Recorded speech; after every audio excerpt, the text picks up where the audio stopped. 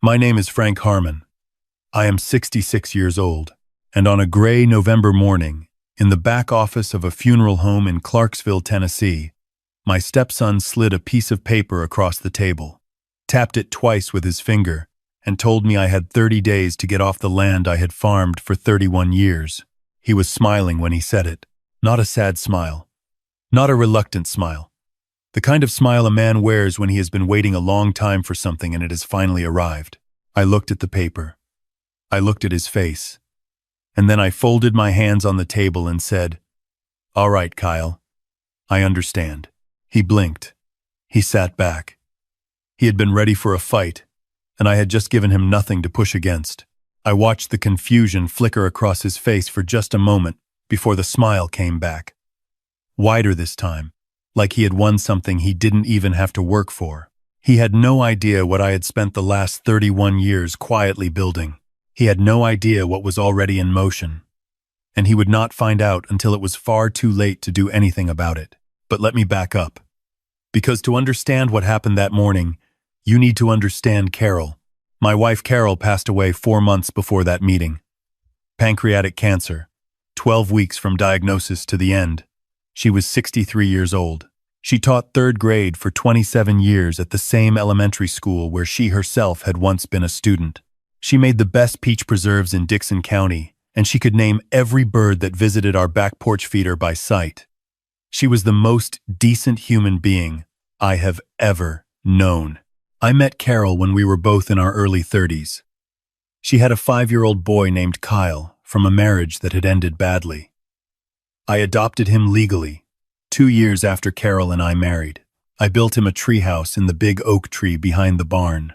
I drove him to every Little League practice for 4 years, even though he never once made contact with the ball. I sat in the front row at his high school graduation. I co-signed his first apartment lease. I paid off his first 2 credit card debts without saying a word about it to anyone, including Carol, because I did not want her to worry. I tell you all of this not to make myself sound noble. I tell you this because you need to understand that what Kyle did, he did not do to a stranger. He did it to the man who raised him. Carol's cancer moved fast. By the time the doctors caught it, there was nothing to do but manage the pain and say goodbye slowly. I slept on a cot in her hospital room for 6 of the last 8 weeks. I held her hand every night until she fell asleep, and I was there every morning when she opened her eyes. Kyle visited twice. The first time he stayed for 40 minutes. The second time he spent most of it on his phone in the hallway. After the funeral, I stayed at the farm alone. 812 acres of bottomland and ridge timber that my father-in-law had started buying up piece by piece, starting in 1959. When Carol and I married, the deed transferred into both our names. When her father passed, we inherited the remaining parcels. Over the years, I cleared fence lines, repaired the old tobacco barns, put in a pond, replanted the east ridge with white oak after the blight took the original timber. I poured every hour I had into that land. Carol and I had written our wills together 12 years ago, sitting at the kitchen table on a Sunday afternoon with our lawyer, James Whitfield. The farm would pass to me in full if she went first. Simple, clear, witnessed, filed with the county. James had it in his records. I had a copy in my fireproof safe. So when I sat down in that back office at the funeral home for what I thought was a routine administrative meeting with the estate, and Kyle reached into his briefcase and placed a document on the table, I was not prepared for what I read. It was a new will, dated 7 weeks before Carol died. It left the farm, the equipment, the mineral rights, the timber contracts, and every account Carol had solely in her name. All of it, to Kyle Robert Harmon. I read it twice. My hands were steady. Internally, something had gone very quiet, the way a field goes quiet right before a bad storm. Carol's signature was at the bottom. It looked like her signature, but Carol had been on a morphine drip for the last 6 weeks of her life. She had days where she did not know what month it was. She told me once that she could see her mother standing in the corner of the room, and her mother had been dead for 19 years. She never mentioned a new will. Not once.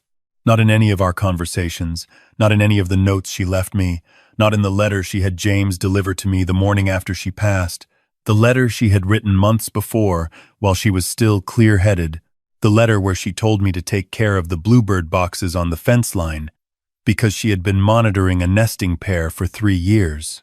I looked up from the document. Kyle was watching me with that smile. She made the change in September, he said. She wanted me to have the farm. She told me you'd probably fight it. Carol, who had never once said a negative word about me to another human soul in 31 years of marriage. She said that, I repeated. She did. He shrugged, not unkindly, but with the practiced ease of someone who has rehearsed the conversation. Look, Frank, you're not family, not blood. You were her husband. But the farm was always a Bellamy property. It should stay with her bloodline. That's what she wanted. That's what the document says. Not family. Not blood. I had coached his baseball team. I had driven 400 miles round trip to pick him up from a college he flunked out of and never told Carol why I had made that drive. I had been at the hospital the night his daughter was born. I had fixed his truck 3 times and never charged him a dime. I set the document back on the table. I pushed it gently back toward him. I'll need some time to look this over, I said. My voice was calm. I was surprised by how calm it was. Of course, he said. But 30 days, Frank. That's what's reasonable. I'm not trying to be cruel about this. I just need to get the property situation sorted. Property situation. My wife was 4 months in the ground and he was calling our home the property situation. 30 days, I said. That's fine. I drove home. I sat on the front porch for a long time watching the light move across the ridge. I could hear the creak from where I was sitting. I had listened to that creak from that porch for 3 decades. Then I went inside, opened the fireproof safe, and took out a business card that was so old the edges had gone soft. James Whitfield, attorney at law. I had a newer number for him in my phone, but I wanted that card in my hand. I had known James since 1987. He had drawn up the deed transfer when Carol and I first married. He had written our wills. He had been at our kitchen table for more Sunday dinners than I could count. I called him that evening. He picked up on the second ring. Frank, he said, I heard about the meeting today. I've been waiting for you to call. James was 74 years old and had been practicing law in Montgomery County for 46 years. He was not a loud man. He did not raise his voice. Not ever. Not in all the years I had known him. But when James Whitfield became angry, the temperature in a room dropped 10 degrees. I had seen it happen in a courtroom once, years ago, and I had never forgotten it. I told him everything. He listened without interrupting. When I finished, there was a silence that lasted almost a full minute. The will he presented, James said finally, was not drawn up by my office. I know, I said. And Carol did not contact me at any point in the fall to discuss changes to her estate planning. I know.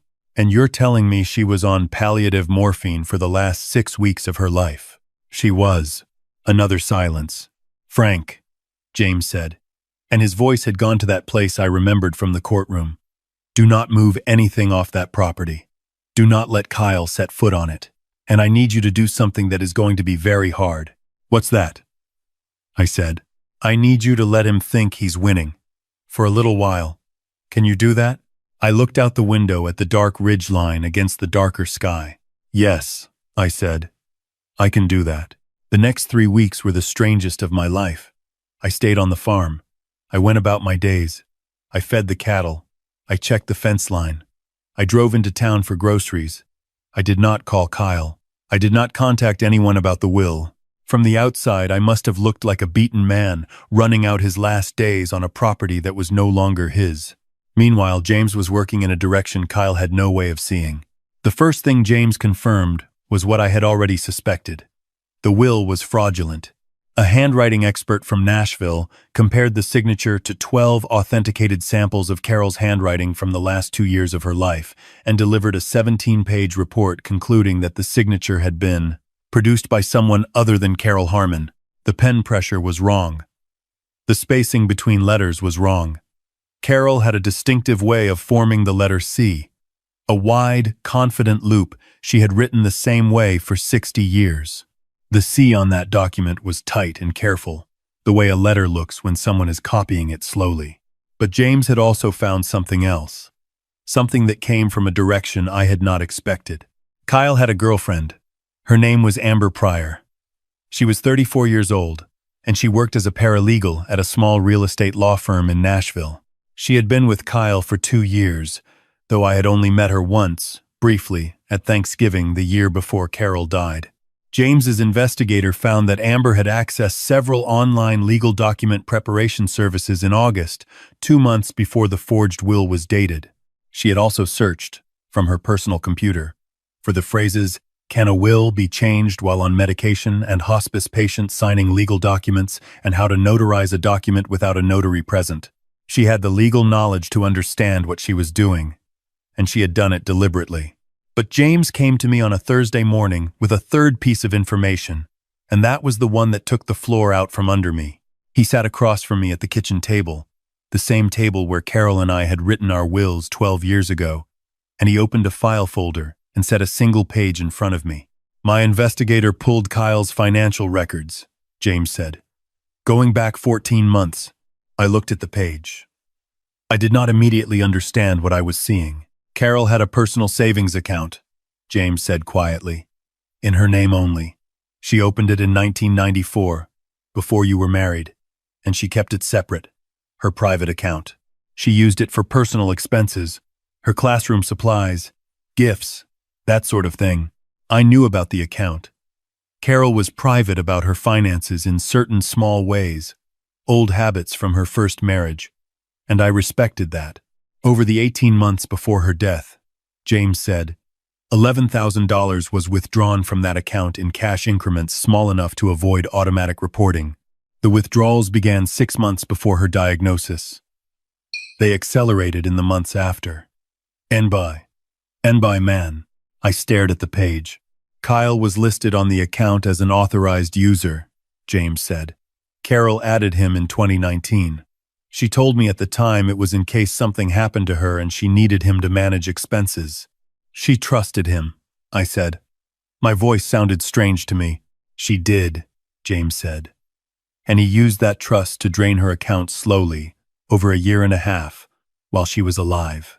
While she was sitting at that table with you and watching birds from the back porch and trusting that the people around her were who she believed they were. I sat very still for a long time. That is a specific kind of grief. It is not the grief of loss.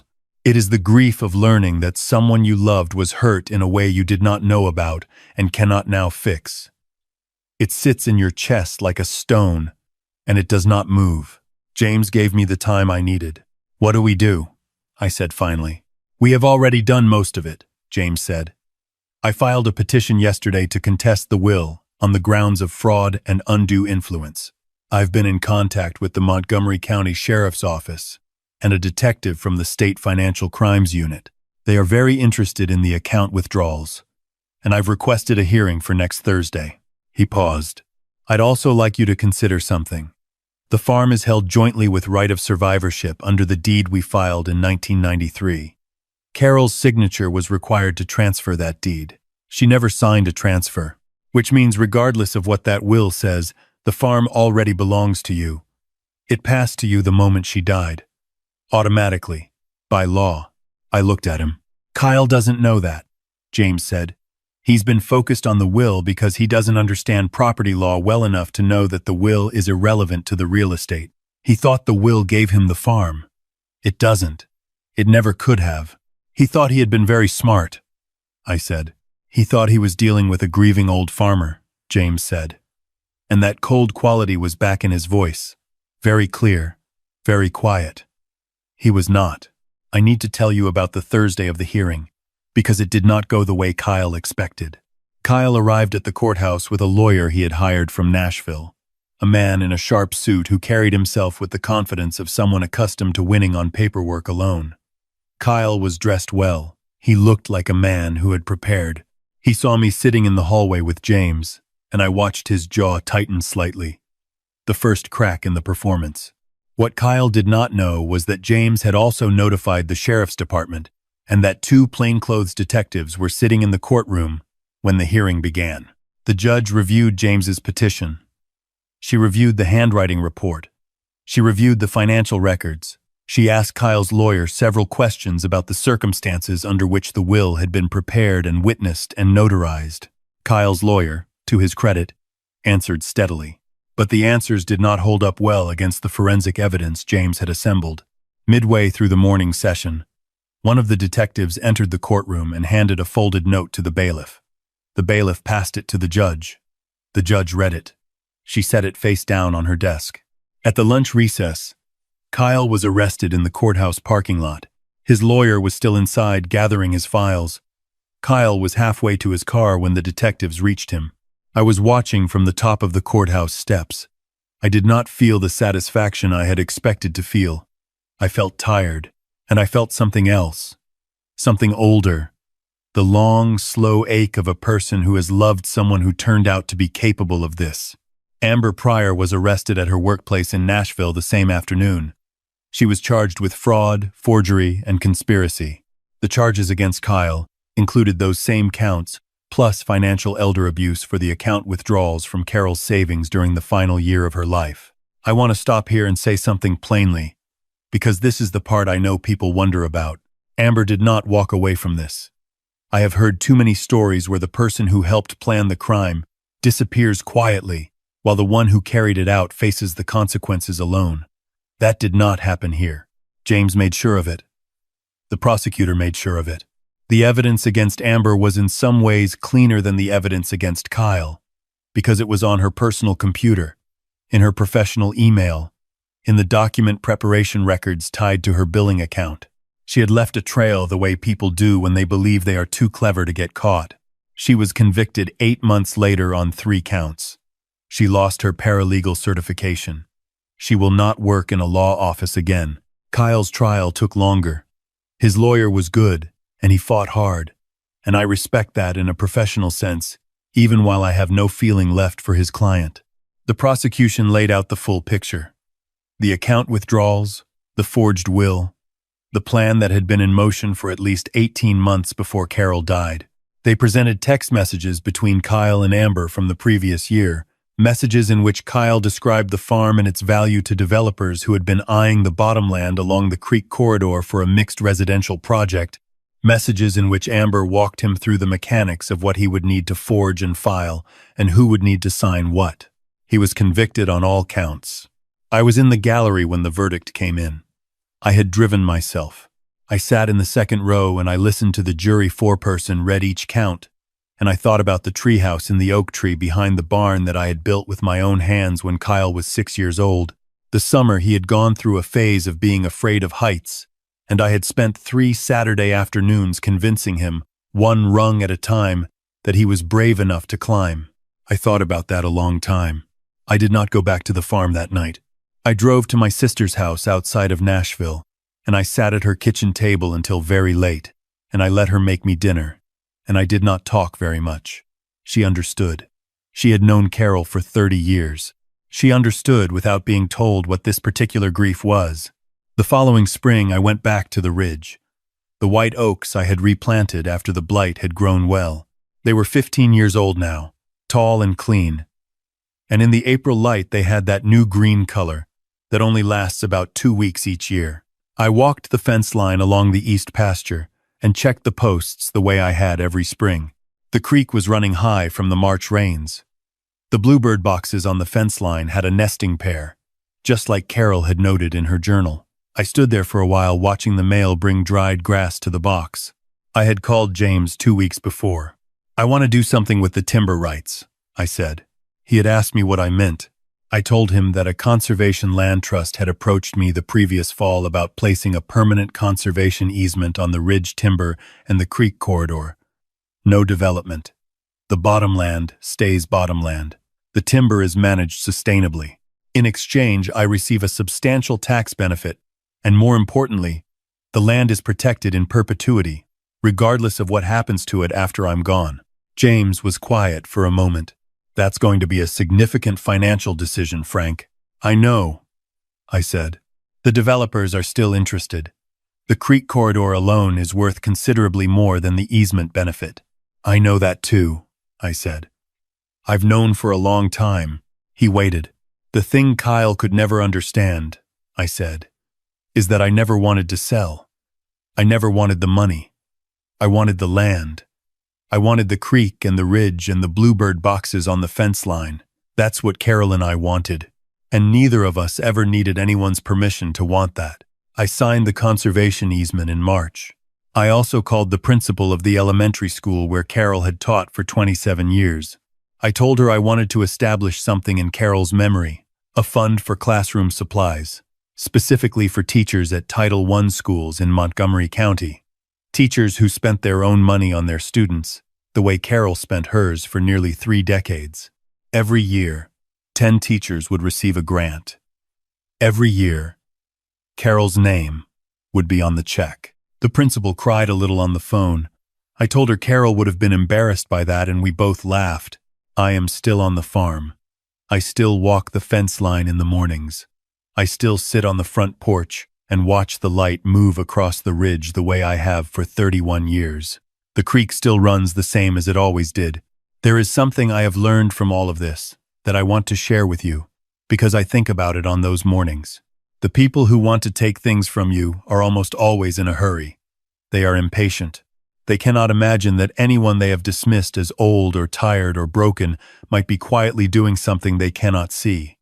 They believe that speed is the same as advantage, that acting fast is the same as acting smart. But a fence line built in a hurry fails in the first hard winter. A tree planted in shallow soil blows down in the first real wind. Everything worth keeping requires patience. It requires time.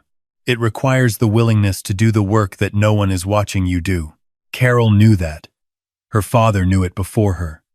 I learned it from both of them. Slowly, over the course of a life that I would not trade for anything, not even the parts that broke me. If you are watching this and you have been dismissed by someone who thought they understood your limits better than you do, I want you to know something. The quiet ones are not quiet because they have nothing to say. The patient ones are not patient because they have given up. We are quiet because we are listening. We are patient because we understand something that the impatient ones will eventually learn at great cost. Everything comes to light. Every time. Thank you for listening. I would like to ask you something before you go. Have you ever had to protect something that meant more to you than money? A home? A piece of land? A memory? A name? Have you ever been underestimated by someone who should have known better? Tell me your story in the comments below, and tell me where you're watching from. Your stories remind me that I am not sitting on this porch alone. And if you believe that patience and truth outlast greed and lies, please like this video and subscribe to this channel. There are more stories to tell, and I am not finished telling them.